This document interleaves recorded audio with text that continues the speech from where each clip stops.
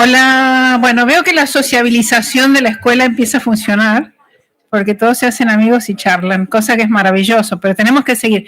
Vamos con la última parte. Hoy es el día más largo, prometo que mañana y pasado son un poco más cortos los días, pero hoy teníamos la sesión de apertura y entonces eso lo hizo un poco más largo a todo el día de trabajo. Bueno, este es un panel que un poco se empezó a mencionar. Vieron que vamos de lo general a lo particular. Ahora vamos a hablar de Internet de las Cosas y ciudades inteligentes. Y es un panel que está moderado por Ana Laura Didrich, que vino especialmente desde la Universidad Tecnológica Nacional de mi querida provincia Mendoza. Y tenemos también un panel de gente muy experta, Juan José Casila de Cisco Systems, Alejandro Adamovich, que es director de tecnología de GSMA, y también Gustavo Linares, que se disculpa, no puede venir. Ellos están muy ocupados, están trabajando en la ciudad de Buenos Aires con temas de seguridad por los Juegos Panamericanos. Así que ha venido en su lugar Karina Virarda, que es del Grupo de Interés Especial de Internet Society de Ciberseguridad. Y de la ciudad también, trabajas con Gustavo, bárbaro. Bueno, bienvenidos todos. Muchas gracias por estar acá con nosotros. No me olvidé de nadie, ¿no? No. Bueno, todo suyo. ¿Qué tal? Buenas tardes. Bueno, vamos a arrancar con este panel de Internet de las Cosas.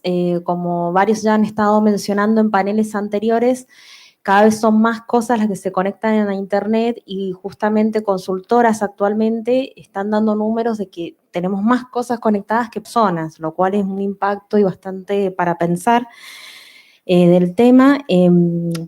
Podemos arrancar con Juan José Caliza, ¿te parece? Es ingeniero en sistemas y trabaja en la empresa Cisco System. ¿Tenés una presentación? Sí, traje una presentación, no sé si querés que me pare o si no que la pasen. Está. Hola. Así que, bueno, tenemos acá... Bueno, sí, si querés me presento un poco. Bueno, no importa, no hay problema. No hay problema. Bueno, como le decía, yo estoy trabajando como responsable de ingeniería para las cuentas que se llaman cuentas globales en Cisco, que son unas 52 cuentas que típicamente tienen la oficina de la casa matriz en Estados Unidos o en Europa, y acá tienen sucursales, grandes petroleras, grandes manufacturas, las automotrices más grandes y demás. Y el tema de Internet de las Cosas fue un desafío para nosotros porque, como saben, Cisco inventó el router en el año 84 aproximadamente, y de ahí pasó a tener diferentes soluciones relacionadas con el networking, las comunicaciones, la telefonía IP, la seguridad informática, el data center, pero siempre en un ámbito, en los últimos 30 años, en el ámbito de la empresa, la parte que nosotros llamamos alfombrada, ¿no?, de la empresa. Cuando salió el tema de Internet de las Cosas, hace unos 6 años atrás, decidimos empezar a conocer un poquito qué pasaba en la parte que no era alfombrada, que no había aire acondicionado, ¿no?, en el centro de la manufactura, ir a visitar las refinerías. Estuvimos acá visitando Vaca Muerta, diferentes refinerías de petróleo, diferentes plantas industriales, y entender un poquito la problemática que se presentaba en esos ámbitos concretos donde nosotros no teníamos mucho expertise.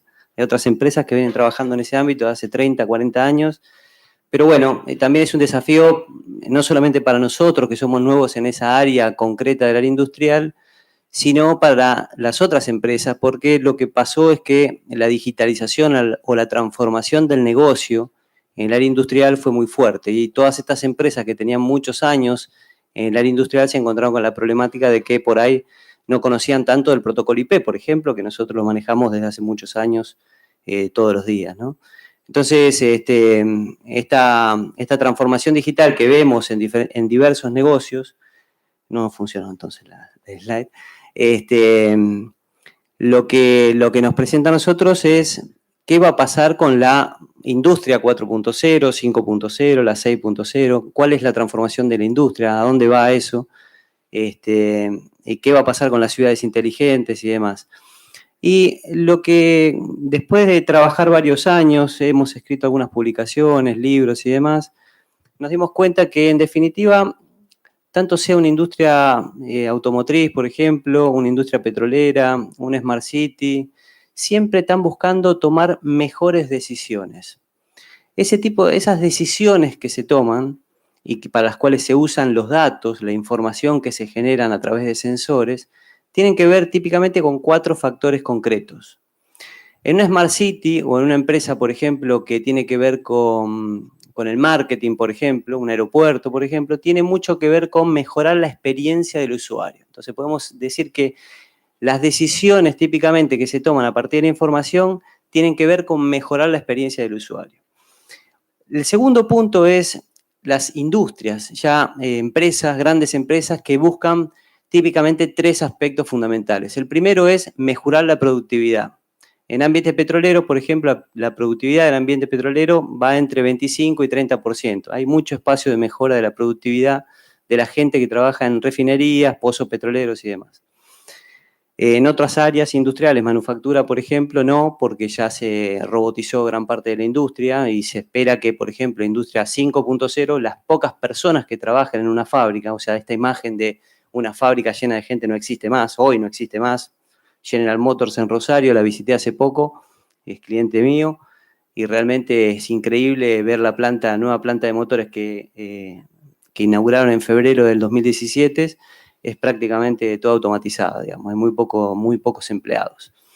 Entonces, mejorar la productividad es uno de los requerimientos. El otro requerimiento importante, sobre todo cuando los precios del petróleo o hay muchas situaciones, por ejemplo, la que está viviendo el país ahora, donde hay baja demanda, es mejorar el costo operativo, reducir el costo operativo de alguna manera, ser más eficientes para gastar menos y poder tener productos más competitivos en el mercado. Entonces dijimos, mejorar la productividad, reducir el costo operativo, y la tercera es mejorar siempre, estas empresas quieren mejorar la seguridad industrial.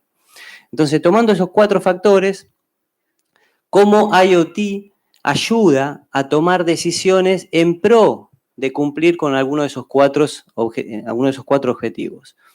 Bueno, básicamente hay todo un proceso. IoT, a mí me gusta verlo últimamente como un proceso consultivo, digamos, como un servicio. Porque empezamos a verlo hace 6 años con los sensores, después empezamos a verlo con de qué manera podemos transportar esos datos de manera segura que se generan con sensores hacia un punto centralizado. Después empezamos a analizar de qué manera correlacionar esos datos de manera eficiente para tomar decisiones que tengan que ver con datos que vienen de diferentes familias, ¿no? De sensores. Por ejemplo, en una refinería yo podría tener una situación concreta que tiene que ver con la pérdida de gas en un pipe, en un caño que va de una punta a otra de la refinería. Ahora, yo puedo tener un sensor que identifique esta pérdida de gas, pero si aparte tengo otros sensores que localizan a la gente que está cerca, aparte tengo integradas las aplicaciones de recursos humanos o de contratista que me dice quiénes son esas personas, qué capacidades tienen, qué cursos de ética o de entrenamiento han tomado esas personas, qué capacidades tienen en tiempo real, me permite a mí tomar mejores decisiones, porque no solamente les puedo decir que se escapen rápidamente, sino que alguno de ellos pueda solucionar el problema concreto, ¿no? Entonces, esto tiene que ver con el IoT, poder correlacionar información de diferentes fuentes en tiempo real o casi tiempo real. Lógicamente, cuando empezamos a trabajar con esto, veíamos que las grandes empresas, grandes petroleras, típicamente compraban sensores de 1 o 2 marcas. Para no mencionar una marca importante, decimos, bueno, compran sensores marca Acme, que es la número 1 del mercado, o la segunda más importante. Típicamente son sensores caros, porque valen muchos dólares, son sensores que cumplen con normativas importantes y demás, y se vienen vendiendo desde hace 25 o 30 años. Pero nadie se plantea comprar cientos de esos sensores porque son caros. En los últimos años vivimos un despliegue importante de lo que es la heterogeneidad de sensores que implementan incluso las grandes empresas. Es decir, empresas que antes compraban 10 sensores para una refinería, compran 1000. No pueden comprar 1000 sensores caros, entonces compran 40 de los caros y el resto compran sensores mucho más económicos, de 20 dólares, 30 dólares, 40 dólares, 50 dólares y demás, que también sirven, porque ellos tienen operaciones críticas y también tienen operaciones regulares. Ahora, ¿cuál es el problema que vemos ahí? El problema que vemos es que hay sensores que generan datos de muy alta calidad y sensores que generan datos de no tan alta calidad. Entonces, si yo utilizo los sensores que generan datos de alta calidad para operación crítica, bien, está muy bien, pero muchas veces algunas decisiones importantes las tengo que tomar en función de datos que se generan con sensores que no tienen tanta calidad de datos. el primer desafío es quién me dice cuál es la calidad de datos que tiene cada sensor. Cada fabricante que me vende un sensor me va a decir que tiene una calidad fenomenal y que puede estar sin calibrar durante 12 meses o 5 años. Entonces, conjuntamente con el IEEE desarrollamos un estándar, que es el estándar 2510, para gestionar y controlar la calidad de los datos de los sensores. Entonces, es un estándar que difiere de los estándares tradicionales del IEEE, que son típicamente un documento, un PDF, y pasa a ser algo como un árbol de DNS, ¿no? Un estándar donde hay una arquitectura, donde hay un vendor que genera nuevos sensores, le pasa esas muestras a una entidad certificante, por ejemplo, está trabajando con nosotros la Universidad Nacional de La Plata, la UTN, Universidad de Rosario, Córdoba, de Chile, de Estados Unidos, varias universidades. Certifican la calidad de esos datos a través de un proceso similar en todos los casos, en cualquier universidad. Se certifica primero el laboratorio donde se van a medir las muestras. Y ese valor de calidad de sensor se popula, se carga en una base de datos del IEEE y cualquier empresa en cualquier parte del mundo va a poder consultar la calidad de los datos de ese sensor, marca y modelo concreto, y va a saber si lo tiene que calibrar cada 3 meses, cada 6, si va a tener un problema de seguridad en los próximos 6 meses, porque un tema es el despliegue de las grandes soluciones y otro es la posibilidad de ir manteniendo una gran implementación de IoT con heterogeneidad de sensores, más de 50 diferentes marcas de sensores, y que sea de calidad, que no vaya degradando la calidad de las decisiones que voy tomando, porque la calidad de los datos tiene directa relación con la calidad de decisión que voy a tomar yo.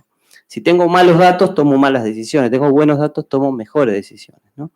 Entonces, bueno, eso es lo que estamos trabajando. Estamos trabajando, Cisco es una empresa que es bastante abierta a trabajar con estándar, diferentes estándares del mercado, por ejemplo, el PoE, Power over Ethernet, salió a partir de desarrollos internos dentro de Cisco y muchos otros estándares. O sea que nosotros estamos trabajando con el mercado porque creemos que esto acelera un poco el despliegue de las soluciones en ambientes justamente heterogéneos, da más competitividad, más posibilidades a pequeñas empresas que no tienen la manera de certificar la calidad de los datos de los sensores y que lo hagan a través de estas entidades independientes, ¿no? Entonces, bueno, eso es un poco lo que quería comentar hoy. Tenía un slide que lo muestra todo, después si quieren se los paso, no hay ningún problema, así que no sé si después me quedo para preguntas o cualquier cosa. Bueno, muchísimas gracias, Juan José.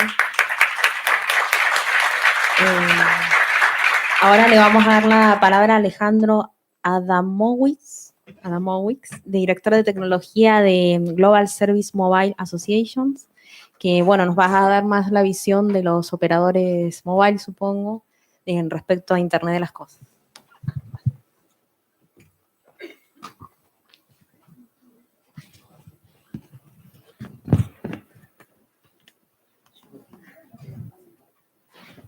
Bueno, buenas tardes.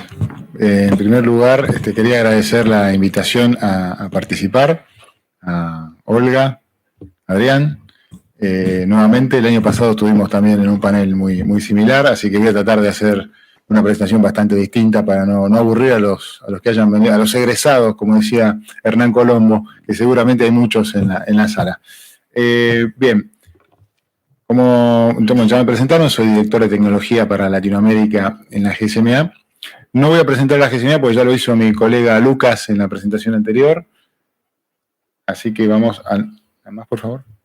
Bien, vamos a empezar con una contradicción. Juan dijo que IoT es relativamente viejo porque tenía 8 años, tiene como 20 años IoT. De hecho, me acuerdo de un paper de la UIT del año 2005, que en su momento me llamó la atención, ¿no? Decía Internet of Things.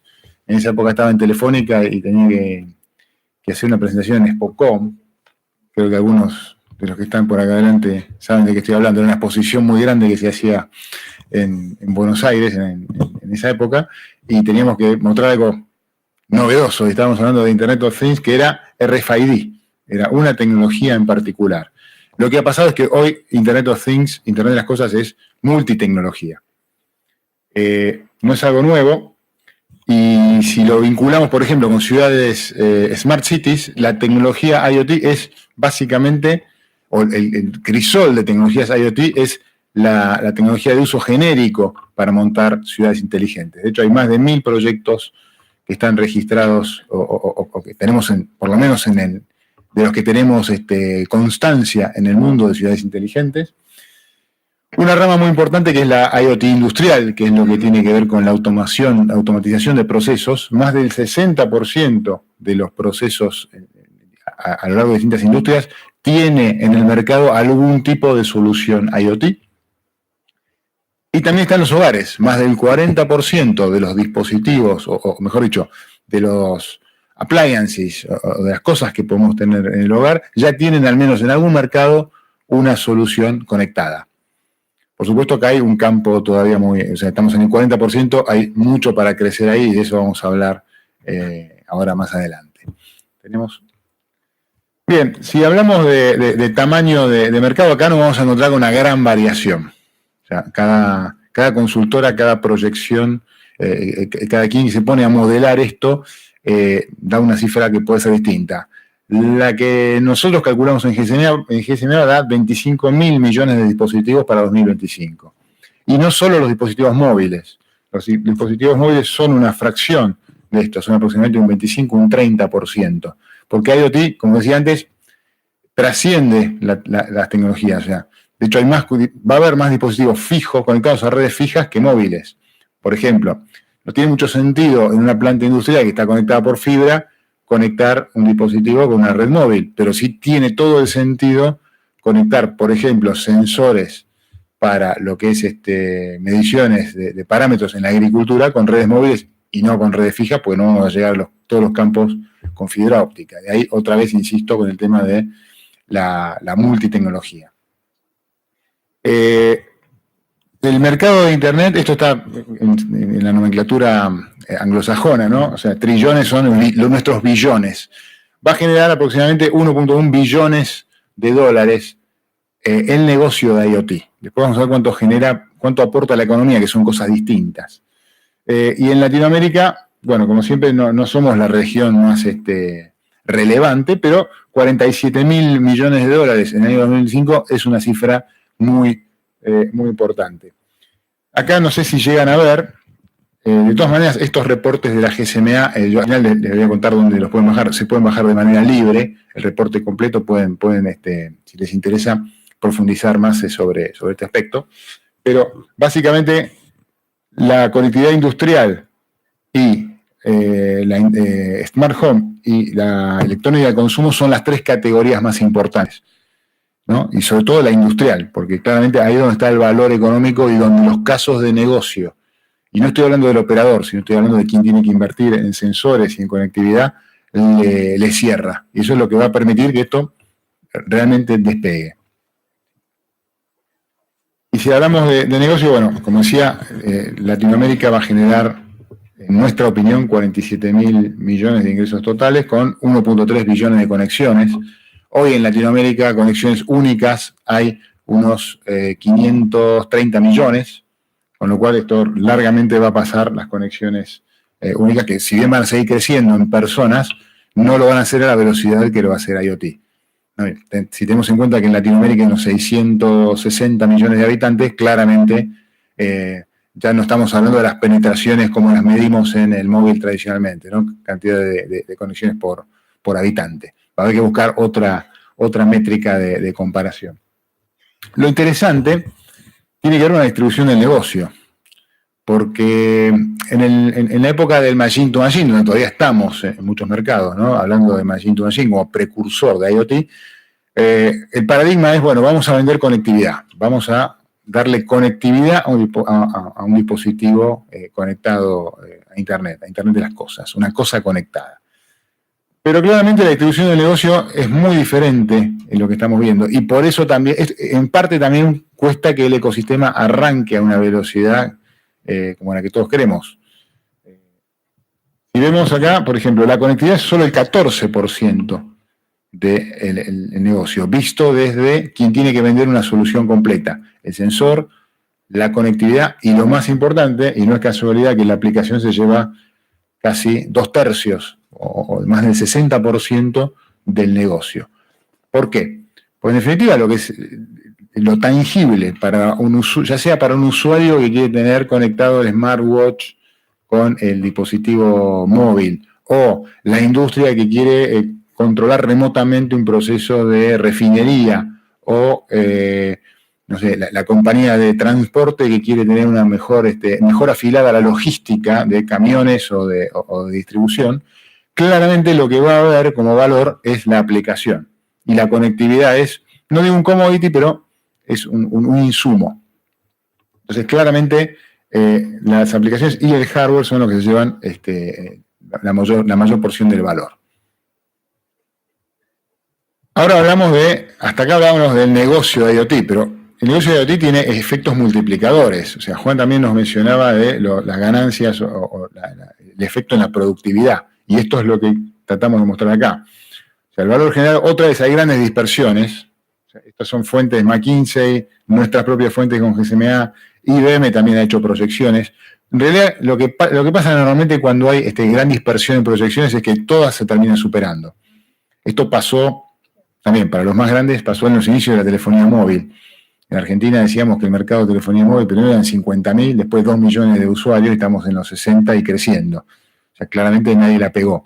Esta es una visión tal vez particular. Yo creo que esto lo vamos a ver superado antes del año incluso 2025. Pero lo importante acá, lo que quiero transmitir, mejor dicho, es que IoT no solamente genera, bueno, por supuesto, como dijimos, mejoras en productividad, sino innovaciones, nuevos negocios, nuevos modelos de conectividad que hoy ni siquiera conocemos. Y ahí está la ventaja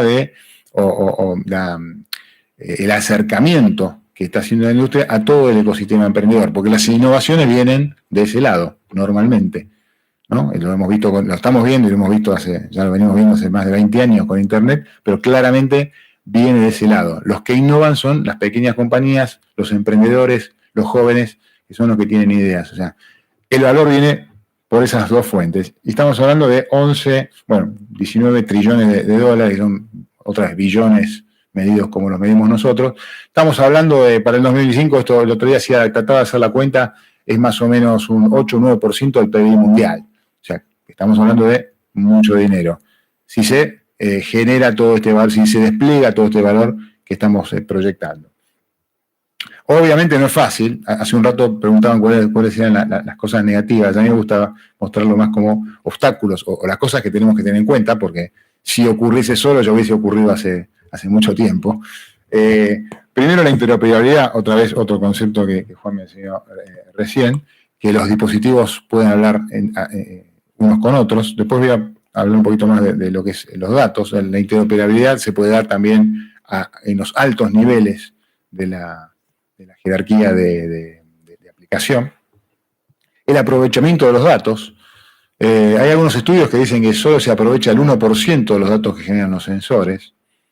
O sea, claramente tampoco me imagino que pasemos del 1 al 100 rápidamente, pero claramente ahí también hay una oportunidad para generar la parte de la lamparita, la parte de la innovación. Hay muchísimos datos que somos capaces de colectar y transmitir, con los que, por lo menos de momento, no estamos haciendo nada.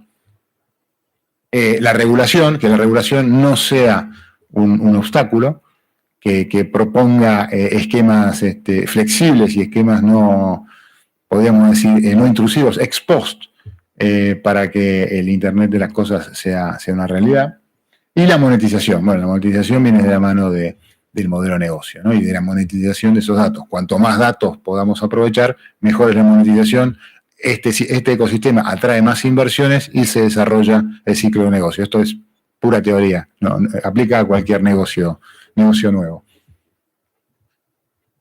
Bien, y la visión de la GSMA tiene que ver con ayudar a que esta aceleración, o sea, ¿qué hacemos nosotros en la GSMA para que esto ocurra? O sea, ¿por qué estamos acá hablando de eso cuando somos la asociación móvil?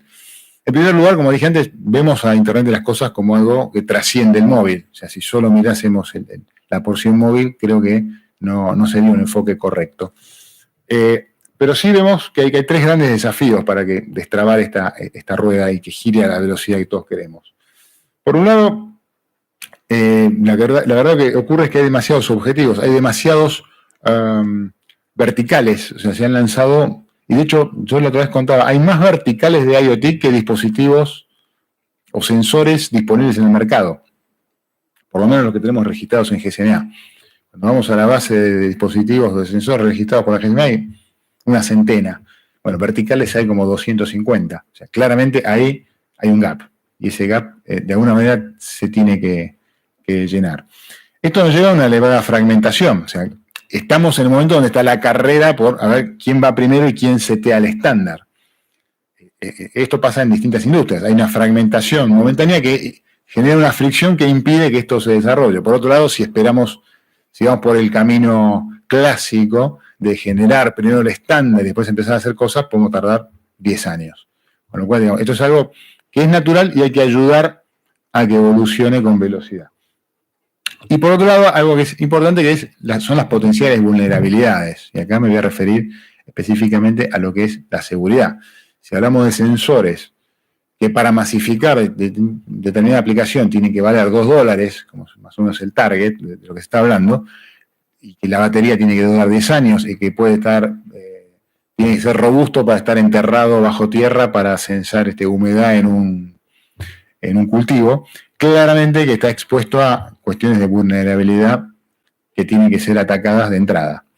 Con lo cual, este sí es un tema muy importante. Un sensor de $500, como los hay para procesos industriales muy elaborados y cuya industria vertical lo puede soportar, porque ese sensor de $500 controla un proceso de $20 millones, ese sensor no tiene el problema de seguridad, ya tiene incorporado los firewall y las medidas de seguridad informática, vamos a decir,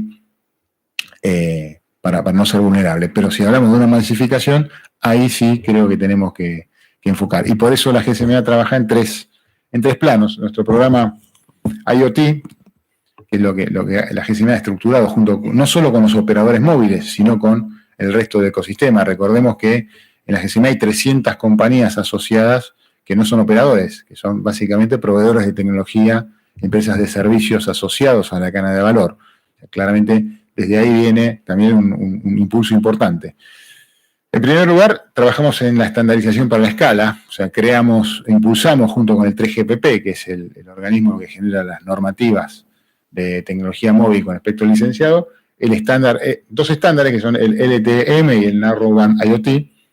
Empiezo al revés, el Narrowband es para aplicaciones de baja velocidad y el LTM para aplicaciones de mayor velocidad, compatibles con el estándar 4G, o sea, compatibles con lo que ya se está desplegando, y también con el nuevo estándar de 5G, o sea, todo lo que se haga en 4G ya está asegurado como compatible en 5G. Un modelo de datos y un modelo de eSIM, que es la SIM embebida en los dispositivos. Lo de eSIM da para una presentación de media hora, pero simplemente lo explico muy rápidamente. Hoy los dispositivos móviles tienen una SIM que se saca y se cambia y cambiamos por operador. Si cada vez que queremos hacer algún cambio en miles de conexiones tenemos que ir a cada una de ellas, es mucho más caro ir a cambiar el chip que el propio sensor. Entonces, lo que se ha desarrollado es un estándar industrial de eSIM, que es la SIM soldada. En definitiva, volvemos a lo que eran los principios, ¿no? No había SIM, la identidad estaba en el propio teléfono. Bueno, acá la novedad es que esto va a ser actualizable en forma remota. Básicamente un eSIM es una SIM embebida, es embedded SIM. Eso ayuda a que las actualizaciones sean mucho más ágiles. Y por otro lado, una serie de prácticas de seguridad, que lo que hacemos es juntar a la industria a discutir cuáles son las medidas de seguridad. Y acá vamos desde recomendaciones básicas para el diseño de las redes, como estándares de seguridad de redes y dispositivos, como los estándares para el abordaje de políticas y prácticas de seguridad. Por supuesto que esto no es obligatorio. Cada operador o cada proveedor de soluciones de IoT puede utilizarlo o no. Lo que hacemos como asociación es poner a disposición de la industria las recomendaciones que están construidas por toda la industria, o por lo menos todos los que decidieron participar de esta iniciativa.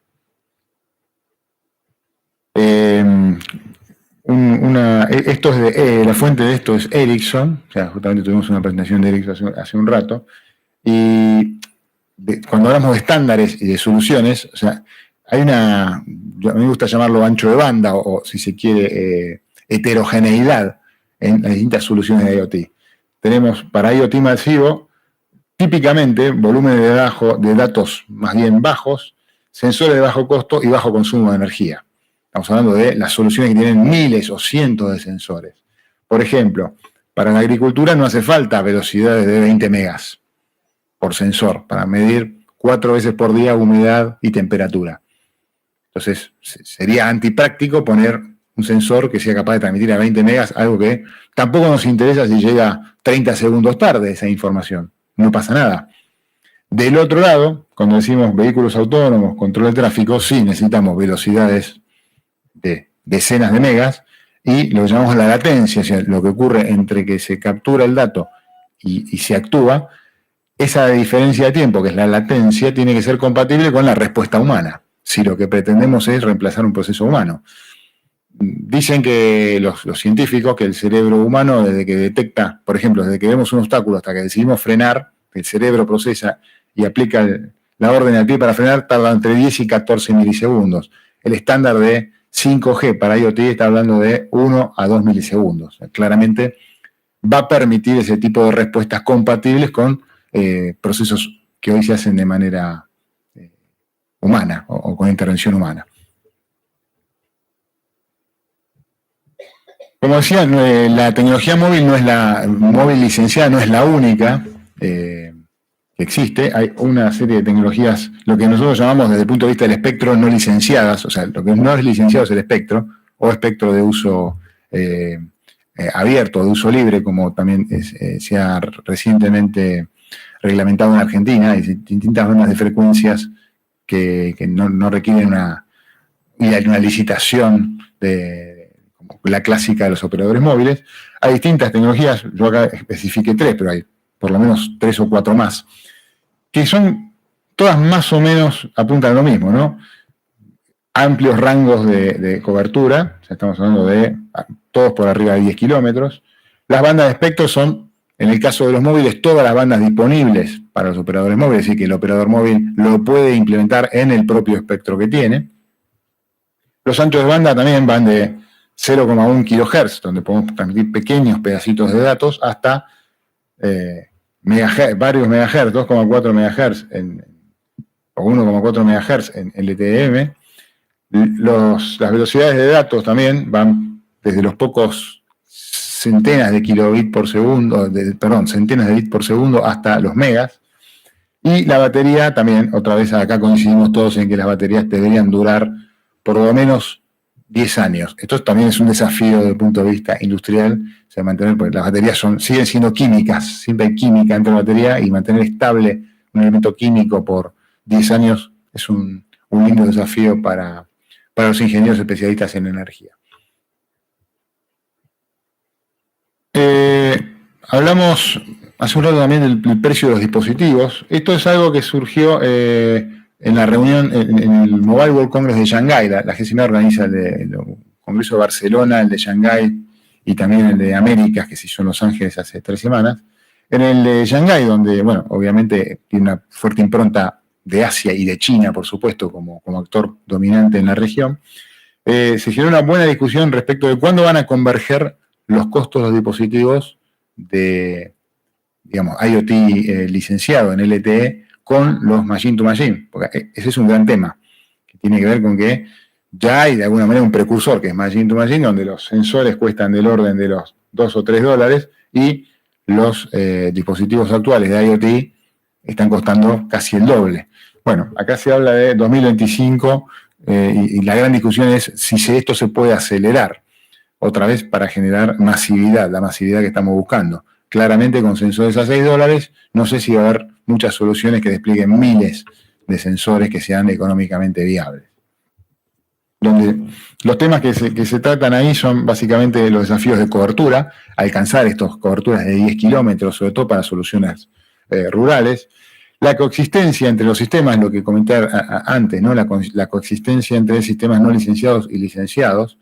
Acá la gran discusión, y por eso también la GSMA trabaja en lo que es el modelo de datos, que la coexistencia sea que no importa cuál sea el sensor, si los sets de datos por vertical, por ejemplo, para una aplicación de petróleo, un set de datos, para una aplicación de agricultura, otro set de datos, son compatibles, a nivel del procesamiento de la aplicación, no hay ningún problema. Que ese dato venga de una red licenciada, de una red no licenciada, de un sensor de $500, de un sensor de $5.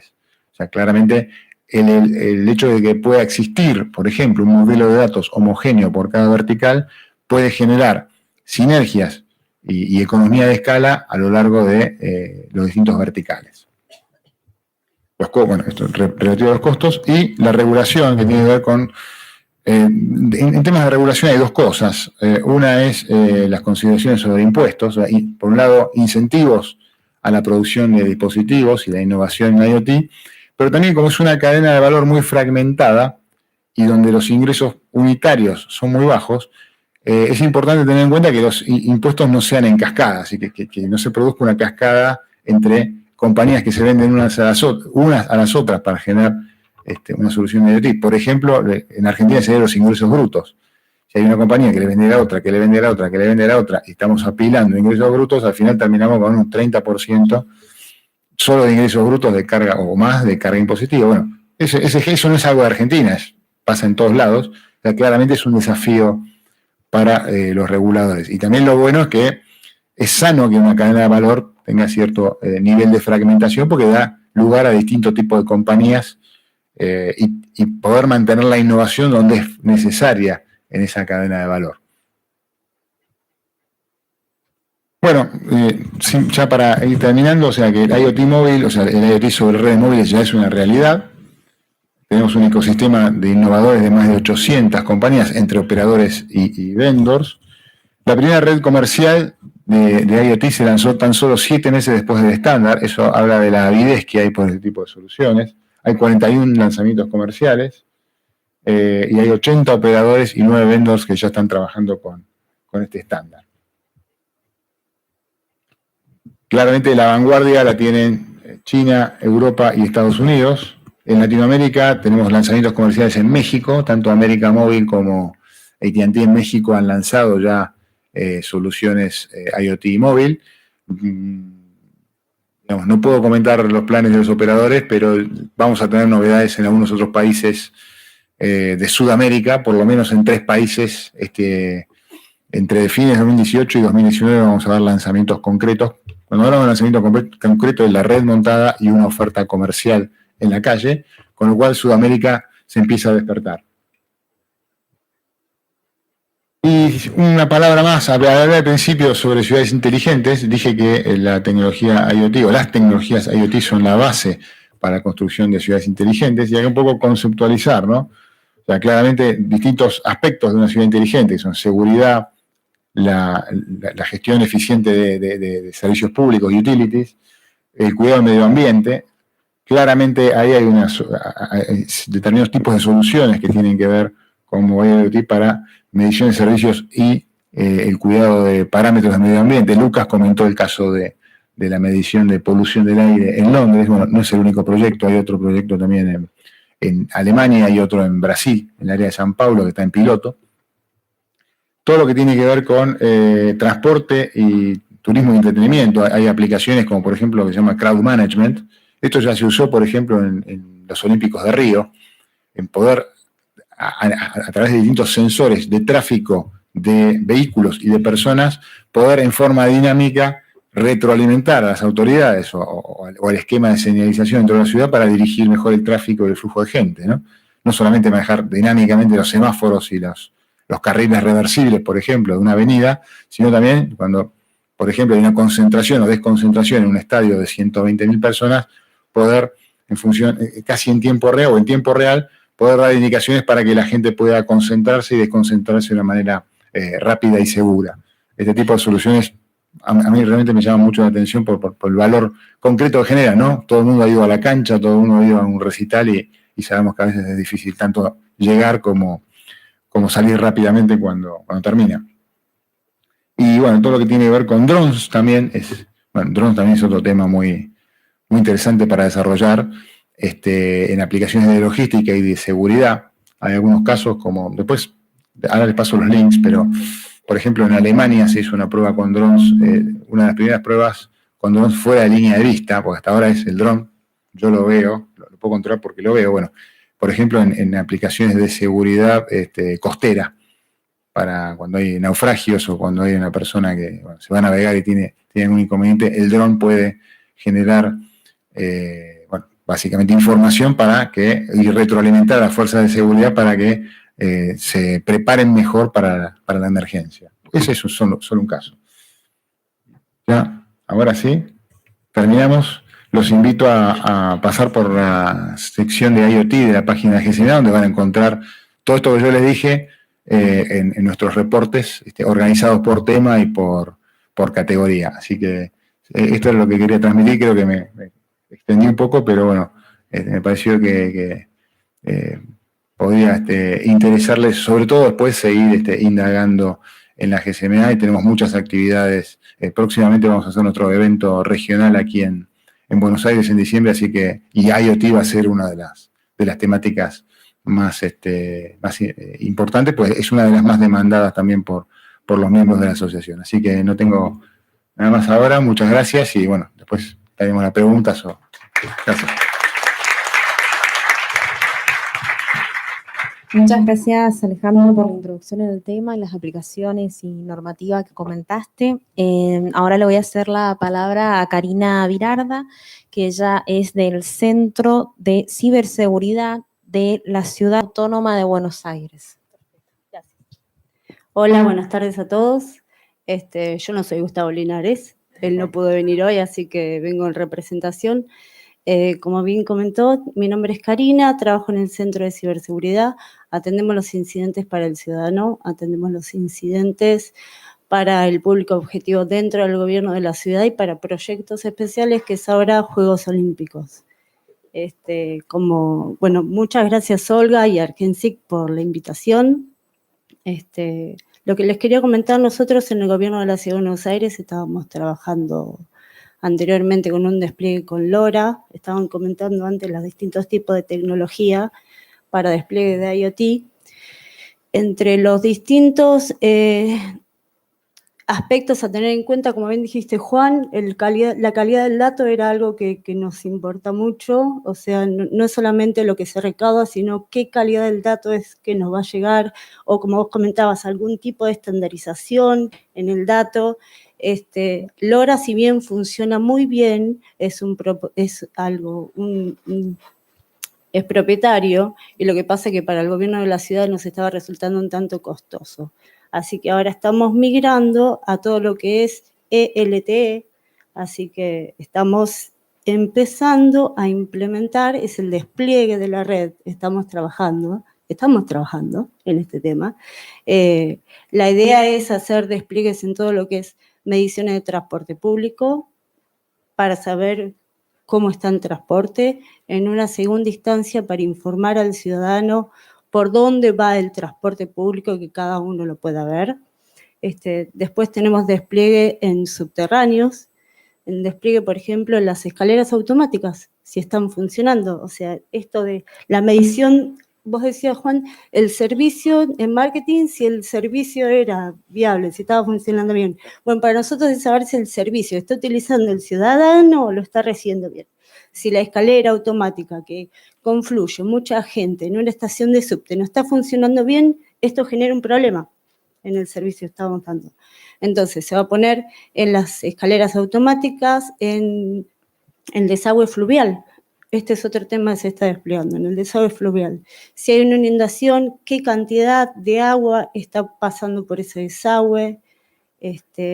También hay otro despliegue que estamos teniendo en los semáforos. Y, a ver, un minutito, tengo un machete acá. Yo me lo anoté todo, ¿eh?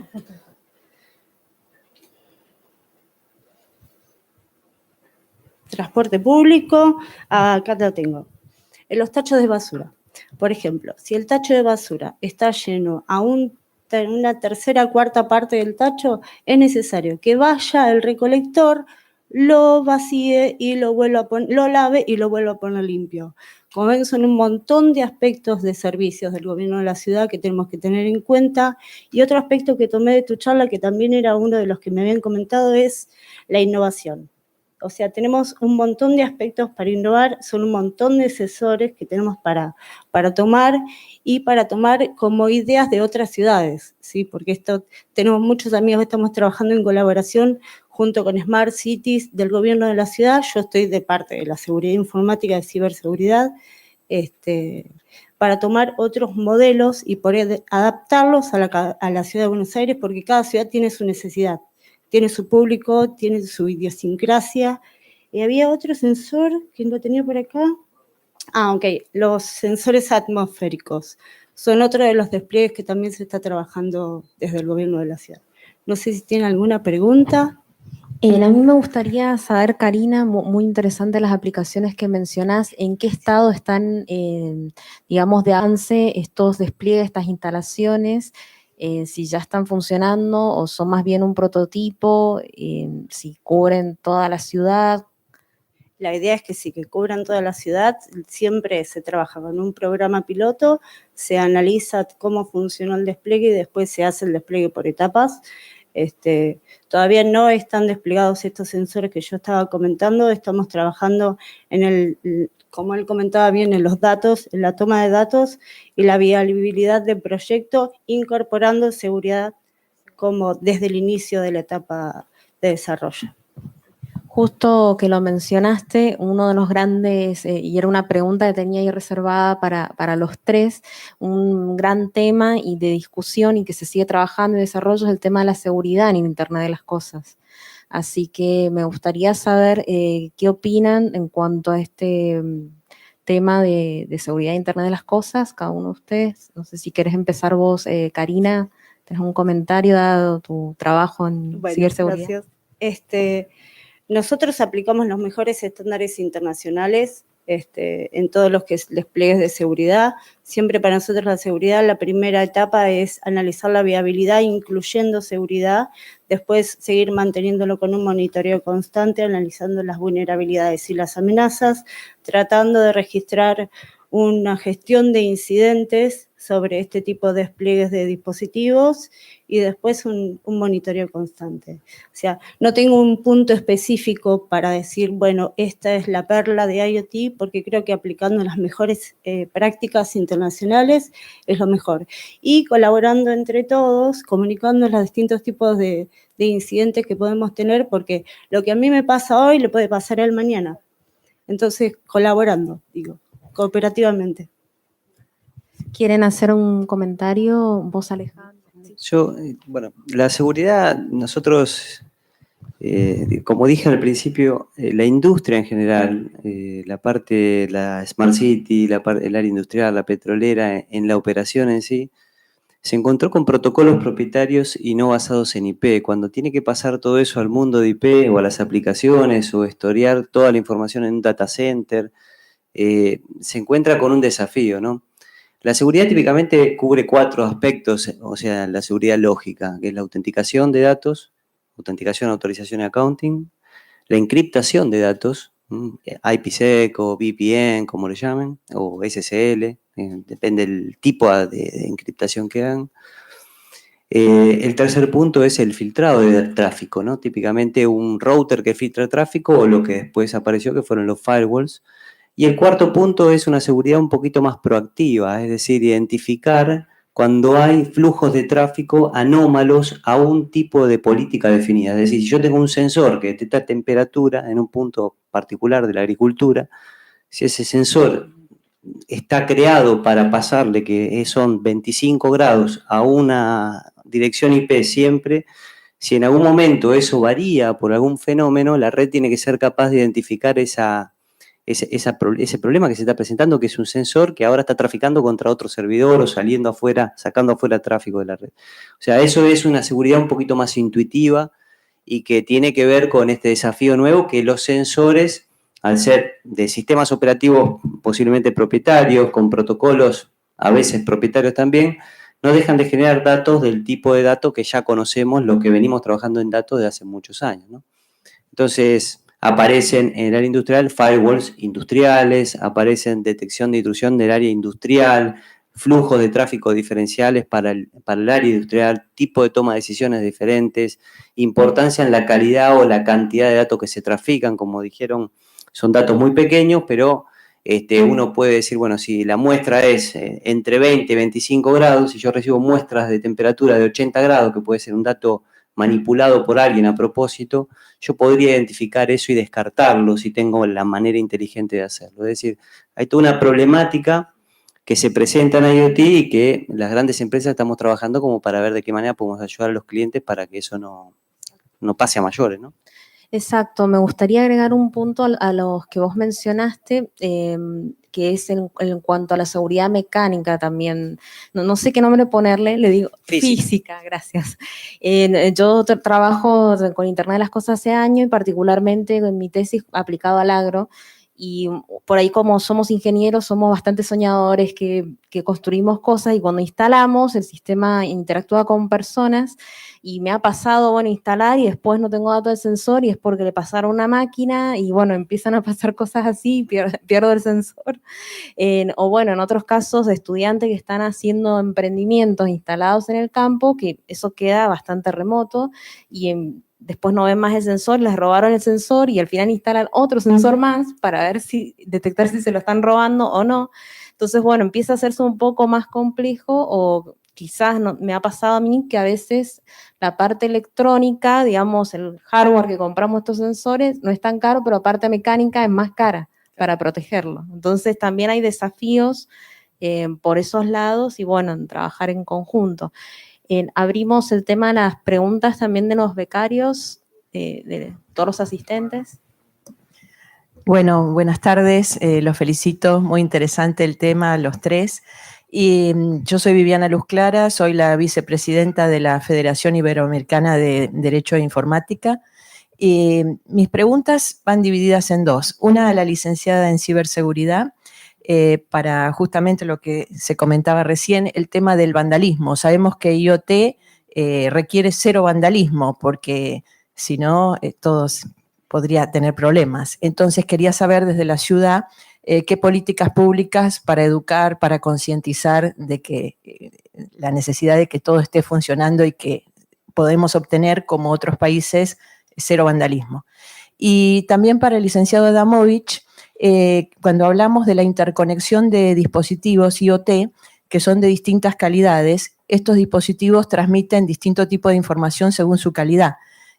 ¿Cómo hacemos con la privacidad cuando tenemos un dispositivo de muy alta calidad conectado a otro de baja calidad que puede transmitir distinto tipo de datos? Gracias. ¿Querés empezar vos, Karina? Hola, gracias por la pregunta. Desde el gobierno de la ciudad lo que tenemos son planes de capacitación y concientización con distintos niveles de despliegues.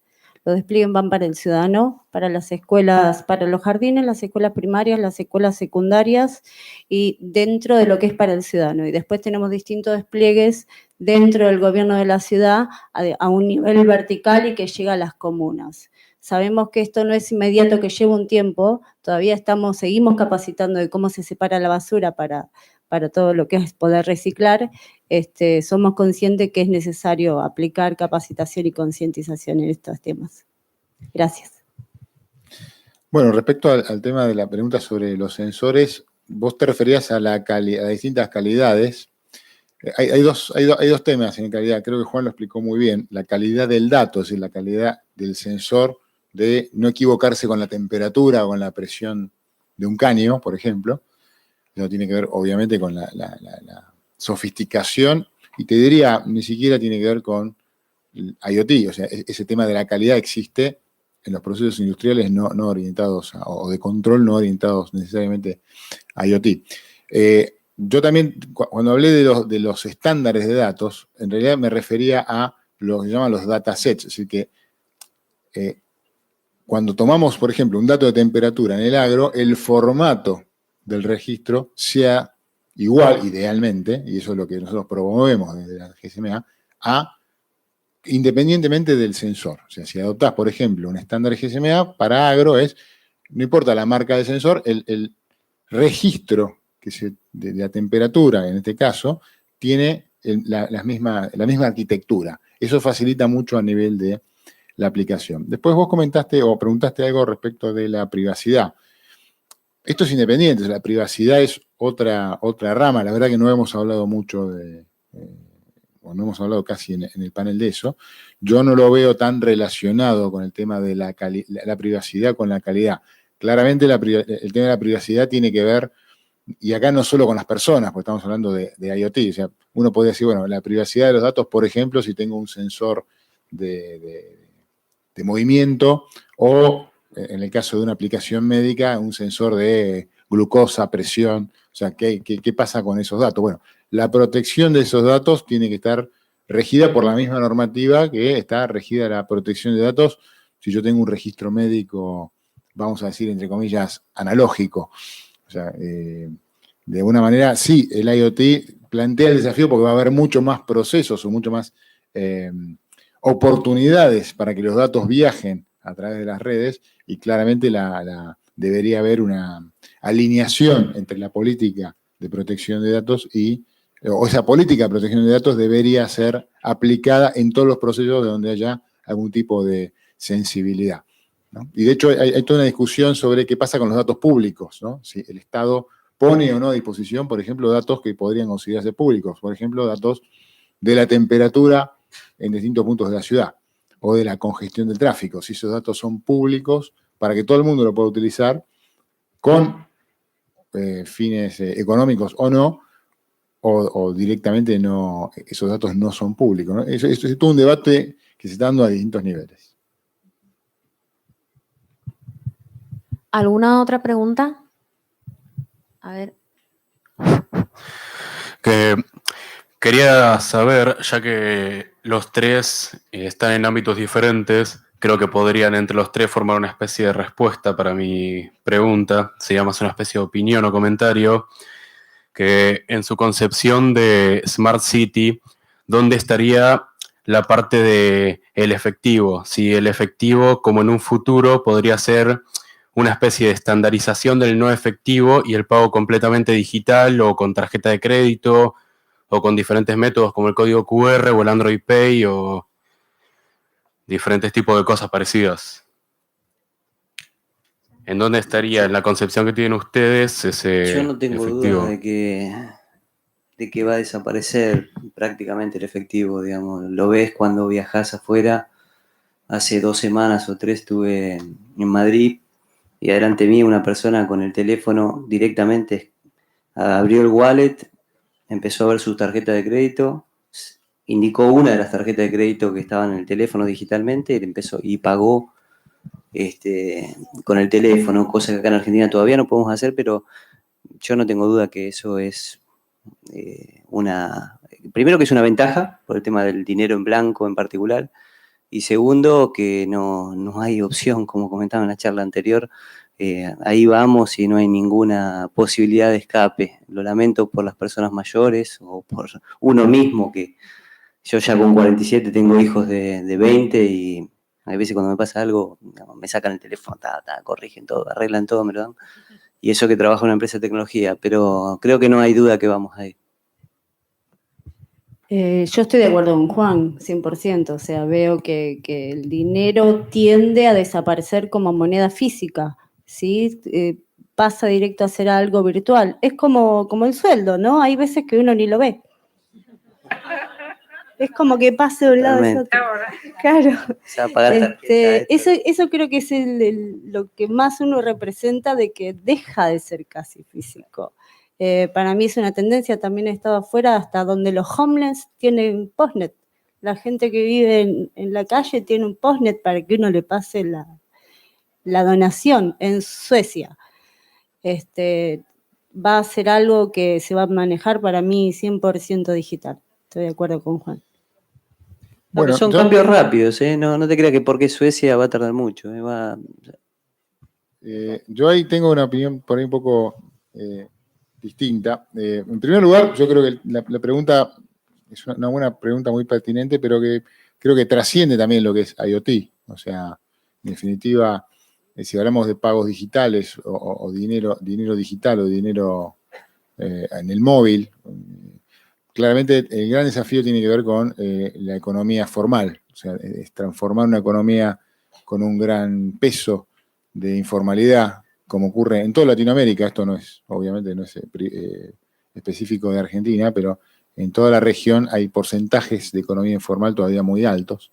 Entonces requiere también de alineación de políticas de formalización de la economía. Yo no tengo ninguna duda de que también coincido que el cash tiende a desaparecer, probablemente con otra velocidad por estos lados, y tiene que ver con uno de los conceptos que yo intenté transmitir en la presentación, ¿no?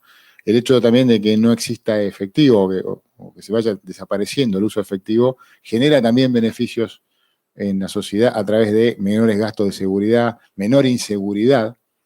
O sea, todavía en nuestros países pagamos grandes sumas de dinero. La gente compra propiedades. O sea, no es solamente comprar el diario o que te roben 200 pesos de la billetera. O sea, la gente va y mueve decenas de miles de dólares todavía. O sea, claramente el desafío, la tecnología está, de hecho en los países centrales, lo de Suecia yo lo había leído en algún lado, es un clarísimo ejemplo. Bueno, de hecho hay algunos países escandinavos que ya anunciaron el final del efectivo, ya le pusieron fecha, es un apagón de dinero analógico, como el que está como el de la televisión, pero con el dinero. O sea, claramente ese es el futuro. Yo creo que es una discusión más de velocidad con la que ocurre en nuestros países que si ocurre o no. Bueno, lamentablemente por temas de tiempo tenemos que ir cerrando, así que si tienen más preguntas o consultas, no hay espacio para una, ¿no? No, me están diciendo que no, así que, bueno, en el coffee break se quedan ustedes un poco más en la tarde. Nos pueden consultar cualquier otra duda, inquietud que tengan para poder extendernos. Son temas que la verdad dan para seguir conversando y sacar dudas. Así que muchísimas gracias por la participación. Muchísimas gracias también por la invitación. Así que seguimos. Gracias.